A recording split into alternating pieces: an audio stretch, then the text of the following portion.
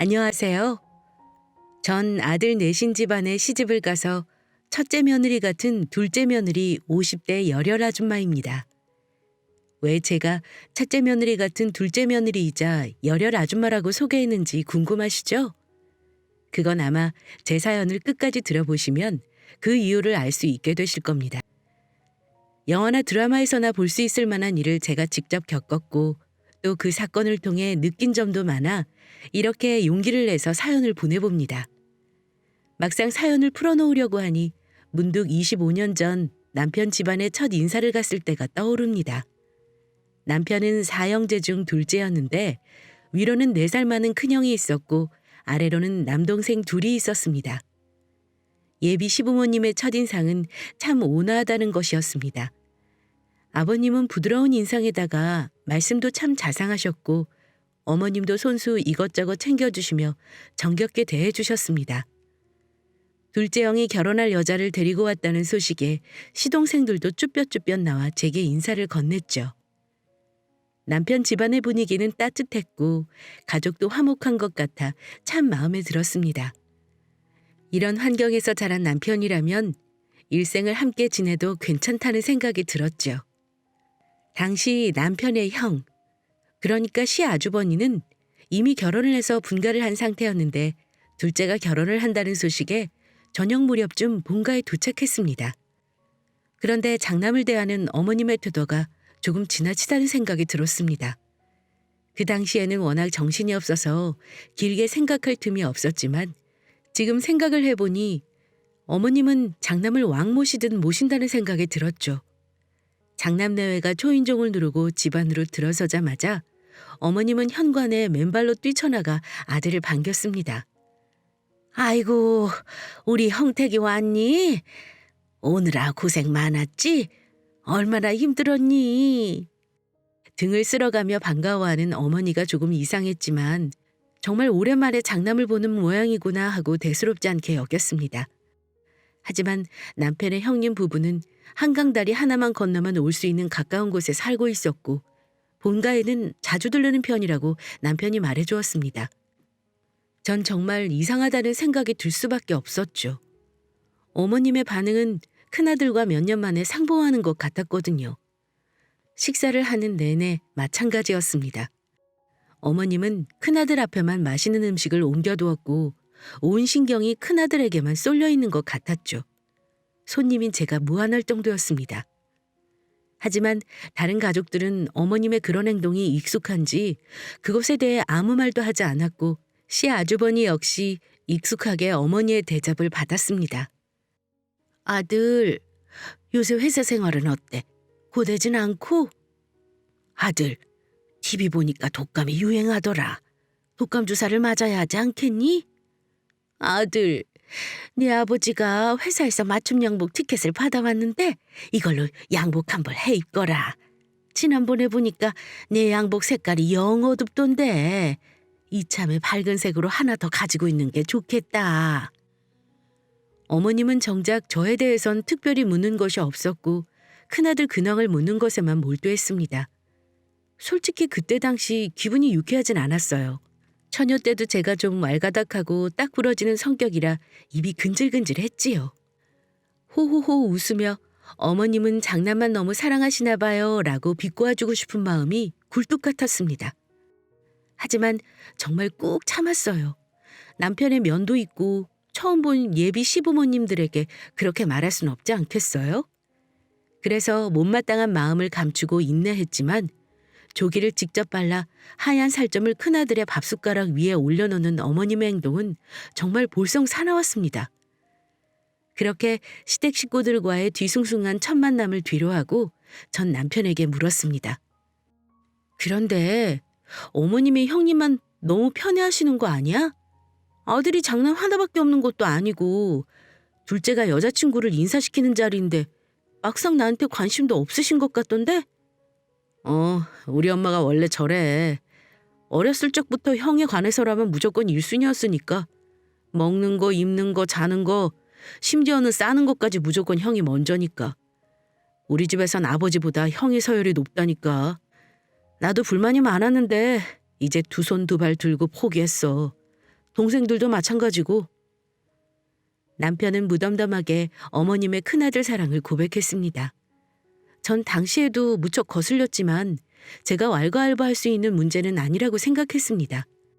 아직 결혼을 한 것도 아니었고 정도의 차이만 있을 뿐이지 장남 사랑이야 여느 집안에도 흔히 있는 일이니까요. 남편과 결혼을 결정하는데 가장 중요한 것은 내가 한평생 살 사람이 어떤 사람인지가 제일 중요하고 또 남편의 집안이 어떤지가 중요하겠죠? 어머니가 장남을 유독 아낀다는 것만 제외한다면 남편의 집안은 화목하고 문제가 없었습니다. 적어도 당시에는 말입니다. 남편은 플라스틱 사출 공장의 기술자로 일하고 있었습니다. 본래 성실한 데다가 경력도 제법 오래되어서 월급도 괜찮았죠. 두 남동생들도 고등학교를 졸업하고 막 사회생활을 하고 있을 때였어요. 셋째는 악기를 만드는 공장에, 넷째는 목재를 가공하는 공장에 취직을 한 상태였죠. 하지만 유독 시아주버니만 서울에 있는 대학의 정치외교학과를 졸업하고 번듯한 대기업에 취직해 잘 살고 있었습니다. 아들이 넷 중 하나만 대학을 갔고 나머지는 어린 나이부터 공장에 취직해 고되게 일을 하고 있던 것이었죠. 그 이유 역시 어머님의 유별난 큰아들 사랑 때문이었습니다. 남자는 무조건 기술을 배워야 된다는 것이 평소 어머님의 신조였는데 그 찰석 같은 신조가 장남만 예외였던 것이었죠. 어머니는 장남이 잘 돼야 집안이 잘 된다라는 엉뚱한 믿음도 함께 가지고 있었던 것이었습니다. 집안에서 공부를 끝까지 시켜주지 않으니 장남을 제외한 나머지 아들들은 일찌감치 취업 전선에 뛰어들었고 큰형님과는 좀 다른 삶을 살고 있었던 것이었습니다. 전 남편이 공장에 다닌다고 해서 불만이 있던 게 아니었습니다. 오히려 열심히 살고 있는 모습에 반해 결혼을 결심한 것이었으니까요. 하지만 그것은 어머님의 차별이라는 것을 몰랐을 때 이야기고 그 차별이 심하다는 걸 안 이상 가만히 보고만 있을 수는 없었죠. 전 남편과 결혼을 하게 되면 큰아들에게만 집중돼 있는 어머님의 사랑을 골고루 나눠줄 수 있게 만들 거라고 다짐했습니다. 그리고 제가 시부모님께 잘하면 충분히 가능할 거라는 생각도 들었습니다. 그렇게 우리 두 사람은 결혼에 성공을 했고 많은 사람들의 축복을 받으며 신혼살림을 시작하게 되었습니다. 그리고 몇 년 뒤 셋째, 넷째 도련님도 제 짝을 만났고 우리 집안은 식구가 부쩍 늘게 되었습니다. 시부모님들은 며느리들에게 잘 대해주셨어요. 딱히 모나게 구시거나 고된 시집살이 같은 건 전혀 없었습니다. 단지 딱 한 가지, 큰아들에게만 집중된 사랑이 여전히 문제였습니다. 큰애야, 이거 지리산에서 올라온 천연꿀인데 아주 귀한 거니 내 남편 잘 먹이거라. 아니다 큰애야, 둘째랑 셋째 그리고 넷째도 있는데 김장은 우리끼리도 충분하니까 나중에 김치나 가지러 오너라. 요새 형택이 목소리가 영 좋지 않더라. 무슨 일 있는 건 아니지? 회사 생활을 하느라 얼마나 고되겠니?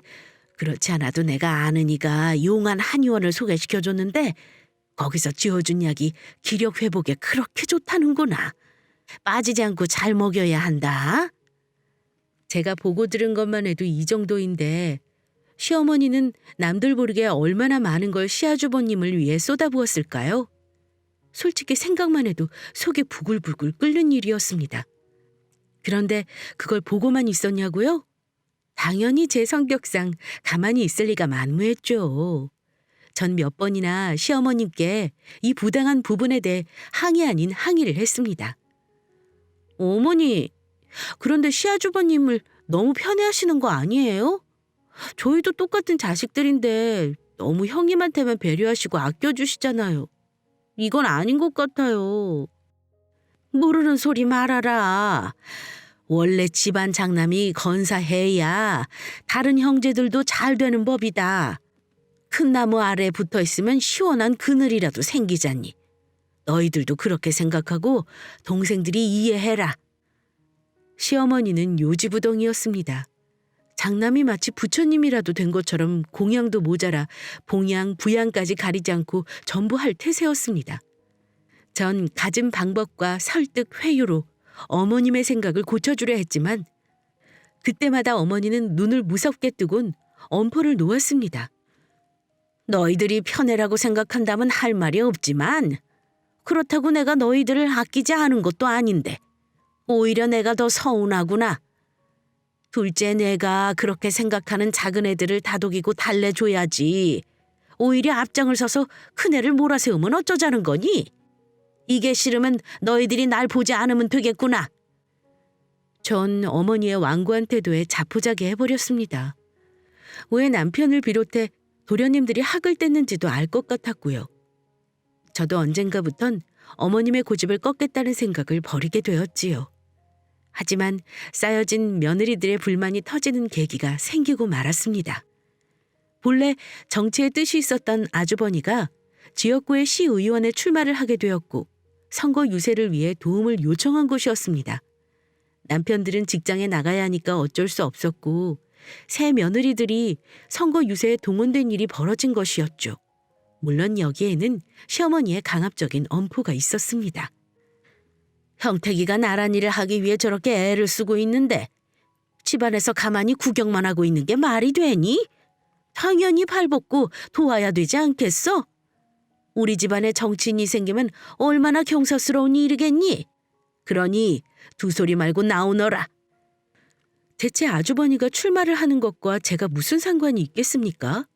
전 절대로 돕지 않을 거라고 다짐했지만 어머니의 지속적인 협박과 회유에 어쩔 수 없이 유세 현장에 나오게 되었지요. 사람들에게 아주버니의 얼굴이 박힌 명함을 나누어주며 기호 2번 나영택을 찍어주세요 라고 말하며 허리를 숙이고 흰 면장갑과 어깨띠를 두른 채 음악에 맞춰 율동을 하는 일이 얼마나 자존심 상하던지요. 솔직히 눈물이 찔끔 나올 정도로 짜증이 났습니다. 하지만 셋째 넷째 동서를 봐서라도 꾹 참았지요. 그런 우여곡절 끝에 아주버님은 시의원에 당선이 되었고 우리에겐 고맙다는 말 한마디 없이 얼굴조차 보이지 않았습니다. 참고 참았던 불만이 터져버린 것은 바로 그때쯤이었습니다. 어머니는 큰아들이 시의원이 됐다는 기쁨에 매일같이 한바구음이었지만 저를 비롯한 며느리들은 고맙다는 말 한마디 없는 형님네한테 무척 화가 났습니다. 하지만 어머님은 집안일을 집안 사람이 도운 건데 뭐 그렇게 불만이냐며 타박을 했고 전 그만 어머님에게 화를 내고 말았습니다. 어머님은 어떻게 항상 그런 식이세요? 매일같이 유세를 나가 고생한 며느리들은 보이지도 않으세요? 어머님 눈에는 장난만 보이시는 거예요? 똑같이 배앓이를 하고 난 자식들인데 왜 한 사람한테만 사랑이 쏠리냐고요. 이건 너무 불공평하잖아요. 얘가 정말 내가 큰애한테 관심을 쏟으니까 이렇게 잘 됐지 않니? 집안에 정치인이 있다는 게 얼마나 자랑스러운 일이냐? 내가 평생 헌신했으니까 큰애가 이렇게 큰 인물이 된 건데 어떻게 이게 잘못됐다고 따지는 거니? 어머니, 됐다. 다시 너희들 보고 싶지 않구나. 이렇게 생색 낼 거면 못하러 돕는다고 나섰니? 이제 난 너희들 볼 일 없으니까 남편이랑 애들 잘 챙기며 잘 살거라. 그렇게 냉정하게 선을 그어버리시더군요. 그날 얼마나 서운했는지 몰라요. 전 단지 애썼다 미안하다 그 말이 듣고 싶었을 뿐이었거든요. 어머님의 눈에는 시의원이 된 큰아들밖에 없었던 것이었죠. 그 사건을 계기로 어머님과의 관계가 소원해지고 말았습니다. 물론 완전히 단절된 것은 아니었지만 어쩌다 어머니를 볼 때면 서로 어색해할 수밖에 없었습니다. 그리고 몇 년 뒤 시아버지가 병으로 돌아가셔버렸고 정치인으로 바쁘게 돌아다니던 아주버니는 바쁘다는 핑계로 상주 자리를 지키지 않았습니다. 장남이 있어야 할 자리엔 제 남편이 있었고 의회 이름으로 온 화합만 빈자리를 채웠지요. 그 알량한 시의원이었던 아주버니는 마지막 발의를 하는 날 겨우 얼굴을 비추곤 또다시 어디론가 사라져버렸습니다. 나란 일이 좀 바쁘겠니? 우리가 이해해야지. 어쩌겠니? 그래도 시어머니는 장남을 두둔했습니다. 남편도 도련님들도 할 말을 잃었는지 그런 어머니께 아무 말도 하지 못했습니다. 그렇게 장례를 치르고 난 후 아버님의 명의로 되어 있던 아파트가 문제가 되었습니다.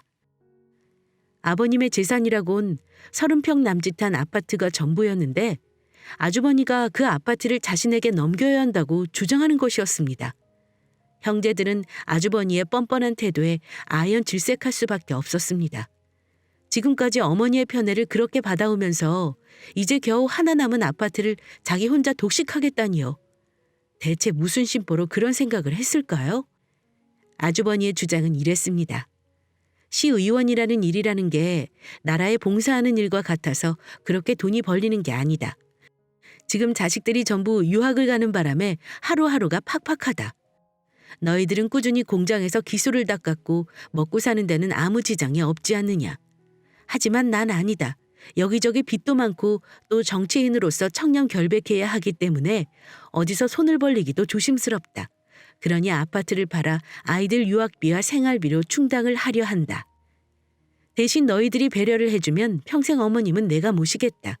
그동안 어머니한테 받아온 사랑도 있으니 내가 끝까지 책임을 지겠다. 여러분들은 아주버니가 한 말이 믿어지시나요? 물론 저도 믿어지지가 않았습니다. 사실 누가 봐도 아파트가 탐이 나서 아무 말이나 뱉는 것처럼 보였습니다. 전 절대 그럴 수 없다고 생각했습니다. 남편한테도 동서들한테도 절대 그렇게 해주어선 안 된다고 못을 박았지요. 하지만 문제는 또 어머니였습니다. 아버지와 한평생 살며 일군 유일한 재산이다. 내 재산 내가 알아서 할 테니 너희들은 신경들 꺼라. 어머니의 냉정한 말은 형제들의 마음을 다치게 만들었습니다. 큰아들에 대한 맹목적인 사랑은 마치 신앙과도 같았고 부모와 자식들을 이어주던 끈마저 끊어지게 만들었죠. 남편을 비롯해 도련님들은 어머니의 그런 태도에 질식할 것 같다며 자리를 떴고 큰형이 마음대로 하라며 고개를 절레절레 흔들었습니다. 사실 형제 간의 재산 싸움은 확실하게 해두지 않으면 탈이 생긴다는 걸 전 잘 알고 있었습니다. 하지만 남편과 도련님들은 서로 죽고 못 사는 큰형과 어머니 두 사람이 잘 먹고 잘 살면 그만이라며 관심을 껐습니다. 그렇게 9억에 달하는 아파트는 아주버니 몫이 되었고 다른 형제들은 어머니와 형님과 소식을 끊은 채 살게 되었습니다. 그렇게 아주머니는 시어머니를 모시고 살았던 것 같습니다. 몇 년 후 형님에게서 연락이 왔는데 시어머니가 치매를 앓고 있다는 소식이었습니다. 사람도 잘 알아보지 못하고 마비 증상도 와서 손까지 떨며 대소변도 잘 못 가리신다는 하소연이었죠. 전 마음이 아릴 듯 아팠습니다. 그렇게 장난만 보고 살았는데 치매라니요. 날벼락 같은 소리였죠. 하지만 전 형님에게 단호하게 말했습니다. 형님, 어머니 아파트를 가져가는 대신 끝까지 시어머니 모신다고 했잖아요. 그러니까 그 약속 꼭 지키세요. 어머니가 사람을 알아보든 말든 성심껏 잘 모시세요. 그게 형님이 할 마지막 도리 같네요. 솔직히 말하면 조금 시원한 마음도 있었습니다. 돈 욕심 때문에 치매에 걸린 시어머니를 모시게 된 벌을 받게 되었다는 몹쓸 생각도 했어요. 하지만 문득 마음이 아파오더군요. 그렇게 장난만 모르던 어머니가 결국은 사람도 못 알아보고 똥오줌도 못 가리게 될 거면서 왜 다른 자식들에겐 더 사랑을 주시지 않았는지 원망도 됐습니다. 당장 찾아가서 얼굴을 보고 싶었지만 전 꾹 참았습니다. 먼저 우리를 내친 건 어머니였으니까요. 치매에 걸린 시어머니를 찾아가봤자 여전히 장난만 찾을 것만 같았습니다. 그래서 마음을 독하게 먹고 제게 시어머니는 없다고 생각했습니다. 이 사실을 동서에게도 알리고 단단히 단속했습니다. 큰형님이 엉뚱한 말을 할지도 모르니 애초부터 상종하지 말라고 독하게 말을 했지요.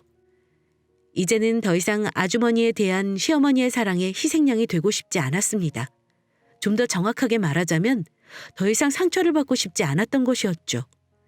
그 뒤로는 형님 댁에 연락도 받지 않았고 더 이상 시어머니의 소식도 들을 수 없었습니다.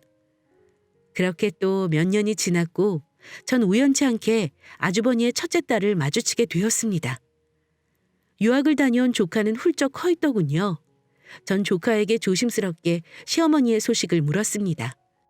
하지만 조카의 입에서 나온 말은 충격적이었습니다. 할머니요? 할머니는 요양병원에 계시죠? 벌써 몇 년 전에 가셨는데요? 정말 기가 막힐 일이었습니다. 끝까지 시어머니를 모시겠다는 말은 공연불에 지나지 않았던 겁니다. 조카 말을 들어보니 어머니가 치매 진단을 받자마자 요양병원으로 보낸 것 같더군요.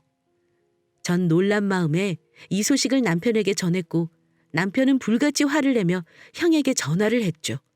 하지만 돌아온 아주버니의 반응은 가관이었습니다. 그럼 어떡하냐.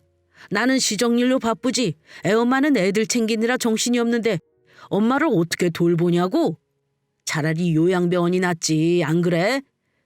그렇게 걱정되면 얘가 모시든가. 남편은 배째라는 식으로 나오는 아주버니 때문에 분통을 터뜨렸고 고성이 오가는 실랑이 끝에 겨우 어머니가 계신 요양병원을 알아냈습니다. 아주버니는 어머니를 충북에 있는 어느 요양병원에 맡겨두곤 찾아가 본 지도 벌써 몇 년이나 지났더군요. 남편과 도련님들은 그 길로 병원으로 내려갔습니다. 요양병원에서 처음 어머니의 얼굴을 보곤 충격에 빠질 수밖에 없었습니다. 총기가 흐려진 어머니의 눈빛은 자식들과 며느리를 잘 알아보지 못했고 그저 천진한 웃음만 보일 뿐이었습니다. 남편과 도련님들은 꺽꺽 울음을 쏟아냈고 저와 동서들도 시어머니를 이렇게 방치했던 죄책감에 가슴이 먹먹해지고 말았습니다. 남편은 이런 곳에 어머니를 내버려 둘 수 없다며 집으로 모시자고 했고 저도 기꺼이 찬성을 했습니다. 중증 치매를 앓은 어머니를 이렇게 두고 갈 수는 없었지요. 그렇게 결정을 내리고 대충 어머니의 짐을 챙기는데 서랍 속에서 어머니의 노트 하나가 발견이 되었습니다. 요양병원에 홀로 남겨진 지 얼마 지나지 않았을 때 일기처럼 적어둔 것이었습니다. 삐뚤빼뚤 써내려간 글씨엔 어머니의 심경이 고스란히 남아있었습니다. 이 못난 어미는 큰애만 보고 한평생을 살았구나. 어리석게도 다른 자식들에게 줄 사랑을 빼앗아 큰애에게 주고 있다는 걸 몰랐다. 정신이 흐릿해지고 나서야 겨우 이 사실을 깨닫게 되었다니. 그러고 보면 인생이라는 것이 참 우습구나. 둘째야, 내 가슴에 못을 많이 박은 것 같아서 마음이 쓰이는구나. 난 내가 처음 우리 집에 인사를 왔을 때를 선명히 기억한단다. 여장부처럼 야무지고 활발한 성격이 참 좋았단다. 그런 너라면 조금은 내성적인 형우와 잘 지낼 수 있을 거라고 생각했단다. 내게 더 많은 사랑을 주지 못해서 미안하다. 혹시라도 우리가 다시 볼 수 있을 때 만약 내가 네 얼굴을 알아보지 못하더라도 이거 하나만은 꼭 알아주렴. 둘째 내게 꼭 용서를 빌고 싶었단다. 미안하다고 말하며 널 꼭 안아주고 싶었단다. 노트에 써내려간 어머니는 자신이 잘못된 선택을 했다는 걸 알고 계셨고 다른 자식들에게 연락을 하고 싶은 마음이 굴뚝 같았지만 염치가 없어 연락을 하지 못하셨던 것 같았습니다. 노트의 맨 뒷장에는 남편과 도련님들의 이름이 적혀 있었고 또박또박 핸드폰 번호까지 남겨져 있었습니다. 전 그 노트를 보고 얼마나 울었는지 모릅니다. 시어머니의 진심을 알게 되었고 제가 모질게 군 것 같아 너무 죄송했지요. 그리고 어머니를 방치한 아주버니와 형님에게 화가 났습니다. 이런 짓을 벌인 대가를 반드시 치러야 한다고 생각했습니다. 전 도련님들과 동서들을 모아놓고 열변을 토했습니다. 절대 넘어갈 수 없는 문제예요. 시의원이나 되는 사람이 자신의 어머니를 저렇게 방치하고 나몰라라 하다니요. 어머니 재산을 꿀꺽 삼키고도 저렇게 철면피처럼 구는 게 말이나 돼요? 전 절대 이대로 넘어갈 수 없어요. 어떤 식으로든 대가를 치러야 한다고 생각해요. 제 말에 모두들 동의했습니다. 하지만 어떻게 대가를 치르게 하냐가 문제였습니다. 치매에 걸린 어머니를 요양병원에 모셨다고 법을 위반한 것은 아니었으니까요. 강남 아파트도 형제들이 재산 분할에 동의를 했기 때문에 문제될 것이 없었죠. 하지만 전 포기하지 않았습니다.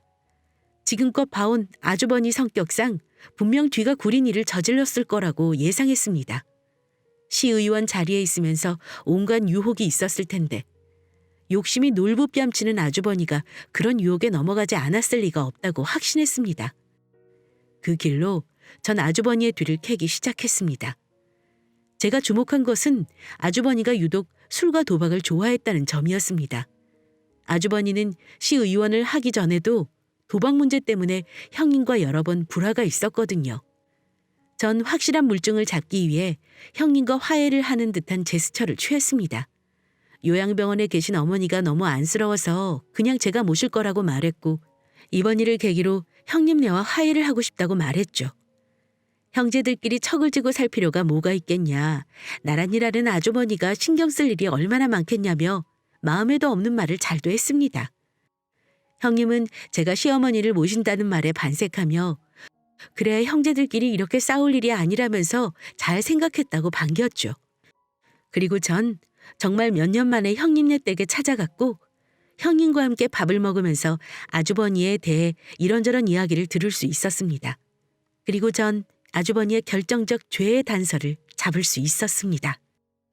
형님은 모 건설사에게 아파트 사업 승인 목적으로 도움을 주겠다며 아주버니가 소유한 땅을 시세보다 3배 비싼 값으로 팔아주었다는 말을 제게 자랑삼아 말하더군요. 형님은 아주버니가 그 정도로 권력이 있는 실세다라는 말을 하고 싶었겠지만 다른 목적이 있던 제게 큰 실수를 하게 된 셈이었죠. 전 형님의 가벼운 입을 통해 몇 가지 단서를 더 들을 수 있었고 사실관계를 좀 더 자세하게 파악한 후에 언론사에 익명으로 제보를 했습니다. 시의원과 건설사의 유착관계는 생각보다 파급 효과가 컸습니다. 언론사는 이 사건을 비중 있게 다뤘고 비난 여론이 증폭되면서 검찰 조사도 시작됐습니다. 본격적으로 수사가 시작되자 아주버니의 죄가 줄줄이 엮여나오더군요. 건설사가 이익을 위해 아주버니의 땅을 비싼 값으로 팔아준 것도 모자라 성접대와 불법 카지노 출입 같은 형님조차 몰랐던 비리들도 쉴 새 없이 밝혀지기 시작했습니다. 뿐만 아니라 아주버니와 연관돼 있던 다른 의원들의 비리도 밝혀지면서 현직 국회의원까지 건설사에게 뇌물을 받은 대형 사건으로 번졌습니다. 제가 던진 작은 돌이 큰 파도가 되어버린 셈이었죠. 당연히 아주버니는 시의원 자리에서 물러났고 뇌물수수 혐의로 재판을 받았습니다. 지금은 구치소에서 죗값을 치르고 있는 중이고요. 이것이 어머니를 방치한 죄까지 치르게 된 것인지는 잘 모르겠지만 우리 식구들은 그것으로 만족하고 있습니다. 중증 치매를 앓았던 어머니는 상태가 많이 호전되고 있습니다. 아무래도 계속 자식들 얼굴을 보면서 대화를 많이 나누었던 게 효과가 있었던 것 같아요. 하지만 어머니는 아주버니는 새카맣게 잊은 것 같더군요. 마치 장남이 이 세상에 존재하지 않았던 것처럼 말이에요.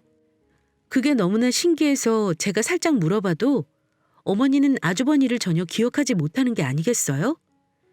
지금 이 사연을 쓰고 있는 동안에도 어머니는 얌전히 TV를 보고 계십니다. 그런데 문득 이런 생각이 듭니다. 정말 어머니는 장남을 기억하시지 못하는 걸까요? 아니면 기억하지 못하는 척하고 계시는 걸까요? 정답은 어머니만 알고 계시겠지만 굳이 알아내고 싶지는 않습니다. 제 이야기는 이제 끝이 났습니다. 어떤가요? 참 기가 막힐 사연이 아닙니까? 이제 제가 왜 열혈 아줌마라고 소개했는지 이해가 되시나요? 아주버니가 감옥살이를 하는 것이 조금은 아린 마음이 들기는 하지만 솔직히 속 시원한 마음이 더 크네요. 역시 사람은 죄를 짓고 살면 안 되는 거 아니겠습니까?